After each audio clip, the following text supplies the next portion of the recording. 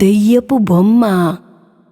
ఒక ఇంట్లో రమేష్ తన చిన్న కుటుంబంతో చాలా సంతోషంగా ఉంటూ ఉండేవాడు. అతని కుటుంబంలో అతని భార్య సోనం, 8 ఏళ్ల కూతురు ఉండేవారు. సోనంకి పెయింటింగ్ వేసే అలవాటు ఉండేది. వాళ్ళింట్లో ఒక పనమ్మాయి ఉండేది. ఆ పనమ్మాయికి మతిమరుపు చాలా ఉండేది. ఆమె చాలా బద్ధకస్తురాలు. పని చాలా మెల్లిగా చేస్తూ ఉండేది. ఎప్పుడూ ఏదో ఒకటి ఆలోచిస్తూ ఉండేది.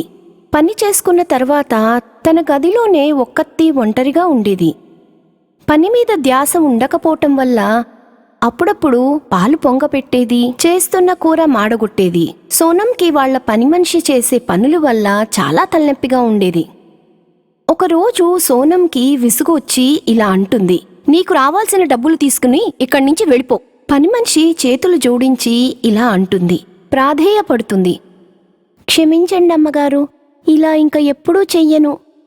సోనం పని మనిషి మాట వినకుండా తనకి రావాల్సిన డబ్బులు అప్పచెప్పి పనిలోంచి తీసేస్తుంది. పని మనిషి తన వస్తువులు తీసుకుని అక్కడ్నించి వెళ్ళిపోతుంది. సోనం కూతురు ఆడుకుంటూ పని మనిషి గది లోపలికి వెళ్తుంది. ఆ పాపకి అక్కడ ఒక పెద్ద బాక్స్ కనిపిస్తుంది. సోనం కూతురు ఆ బాక్స్ తెరిచి చూస్తుంది. అందులో ఆ పాపకి ఒక అందమైన బొమ్మ కనిపిస్తుంది. ఆ బొమ్మను చూసి పాప చాలా సంతోషిస్తుంది. ఆ బొమ్మని తన గదిలోకి ఆడుకోవడానికి తీసుకువెళ్తుంది. ఇంతలో తల్లి సోనం ఆ గదిలోకి వస్తుంది. ఇలా అంటుంది కూతురుతో, ఏమ్మా, ఈ బొమ్మ నీకెవరిచ్చారు? దానికి పాప అంటుంది, అమ్మా, ఇది ఆంటీ రూమ్లో దొరికింది నాకు. దానికి సోనం అంటుంది, అలా అడగకుండా ఎవరి వస్తువులు ముట్టుకోకూడదు కదమ్మా, ఇది అక్కడే పెట్టేసిరా. రియా ఏడవడం మొదలెడుతుంది. ఇంకా ఇలా అంటుంది, లేదమ్మా, నాకు ఈ బొమ్మ చాలా నచ్చింది. ఇది నా దగ్గరే పెట్టుకుంటాను. ప్లీజ్ అమ్మా, ఉంచుకొని అమ్మా. రియా పట్టుదల ముందు అమ్మ ఓడిపోతుంది. ఏమీ అనలేకపోతుంది. ఇలా అంటుంది, సర్లే, ఇది నీ దగ్గరే ఉంచుకో. ఇంతలో రమేష్ ఆఫీస్ నుంచి ఇంటికి వస్తాడు. సోనం తోటి ఇలా అంటాడు, ఎలా గడిచింది ఈరోజు? సోనం అంటుంది, నేను ఇవాళ పని మనిషిని తీసేశాను. దానివల్ల అన్నీ నష్టాలే, చాలా బద్ధకస్తురాలు కూడా. దానికి రమేష్ అంటాడు, సరేలే, అదంతా వదిలేయ్. మన పాప గుడియా ఎక్కడా? సోనం అంటుంది, పాప తన కొత్త డాల్ తోటి ఆడుకుంటోందని. దానికి రమేష్ అంటాడు, కొత్త బొమ్మ? సోనం అంటుంది, అవును, కొత్త బొమ్మ. పాపకి పన్నమ్మాయి గదిలో దొరికింది ఈ బొమ్మ. ఎందుకో ఆ బొమ్మను చూస్తే నాకు చాలా విచిత్రంగా అనిపిస్తోంది. రాత్రి సోనం వాళ్ల పాప పడుకుని ఉంటుంది. సోనంకి ఉలిక్కిపడి మెళుకు వచ్చేస్తుంది. సోనం మంచినీళ్లు తాగడానికి కిచెన్లోకి వెళ్తుంది. అప్పుడే తన వెనకాల నుంచి ఒక నీడ నడుచుకుని వెళ్ళినట్టు అనిపిస్తుంది. చాలా భయపడిపోతుంది. వెళ్ళి కూతురు రియా రూంలో చూస్తుంది. రూంలో పాప పడుకుని ఉంటుంది. మరుసటి రోజు పొద్దున్న సోనం పాపనిలా అడుగుతుంది, ఏమ్మా, నిన్న రాత్రి నీ రూంలోంచి బయటకొచ్చావా? దానికి రియా అంటుంది, లేదమ్మా, నేను బయటికెళ్ళలేదు. నా డాల్ ఏమన్నా బయటికి వెళ్ళిందేమో. ఈ విషయాన్ని సోనం రమేష్ సరిగ్గా వినిపించుకోరు.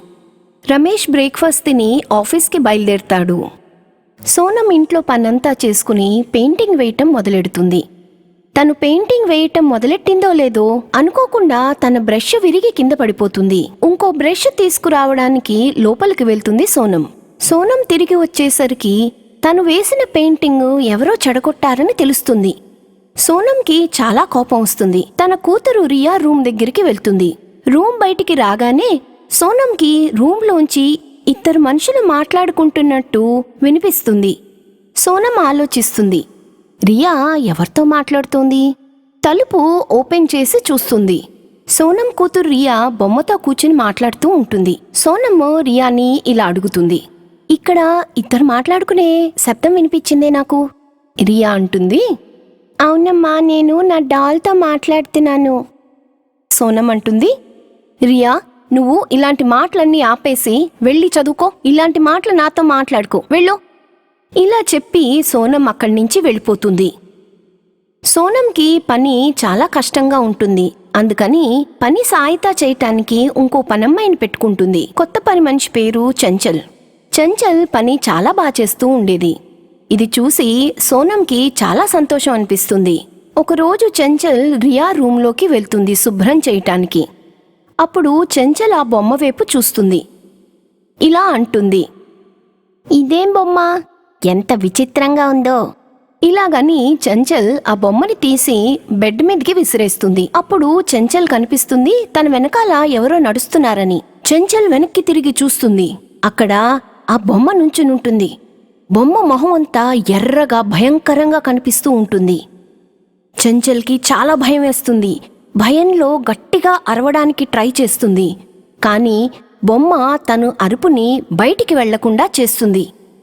చంచల్ పరిగెత్తడానికి ట్రై చేస్తుంది. బొమ్మ వచ్చి గట్టిగా తోసేస్తుంది. చంచల్ కింద పడిపోతుంది. కింద పట్టం వల్ల చంచల్కి తలకి చాలా పెద్ద గాయం తగులుతుంది. చంచల్ కళ్ళు తిరిగి కింద పడిపోతుంది. ఇది చూసి సోనం వెంటనే హాస్పిటల్కి తీసుకెళ్తుంది చంచల్ని.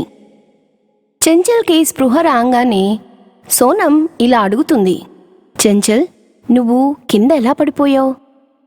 చంచల్ సోనంకి జరిగిందంతా చెప్తుంది.